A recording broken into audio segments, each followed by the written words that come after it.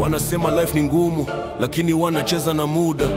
Betting kila siku wakifukuzia bahati ya muda mfupi. Instagram imejaa clout, watu wanauza roho kwa likes. Hakuna kazi lakini wana mask, wana fake life, wanatesa mioyo. Nasikia suti kisema rudi kwa kweli, rudi kwa mwanga.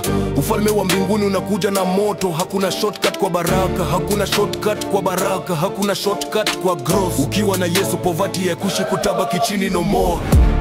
Ufalme wa shuka tunainuka tunang'ara. Tunakata minyororo poverty itawala.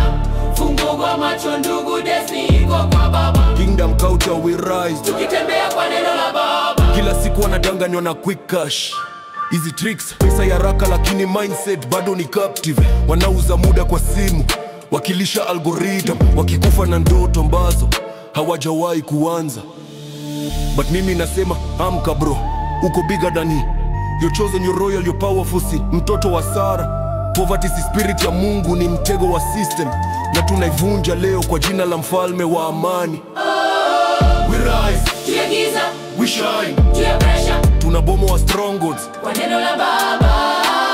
This is kingdom culture on earth, forever stronger.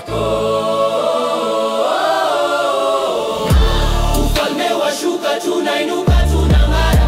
Tunakata minyororo poverty itawala. Fungu kwa macho ndugu destiny iko kwa Baba. Kingdom culture we rise, tukitembea kwa neno la Baba. Ufalme wa shuka tunainuka tunang'ara. Tunakata minyororo poverty itawala. Fungu kwa macho ndugu destiny iko kwa Baba. Kingdom culture we rise, tukitembea kwa neno la Baba.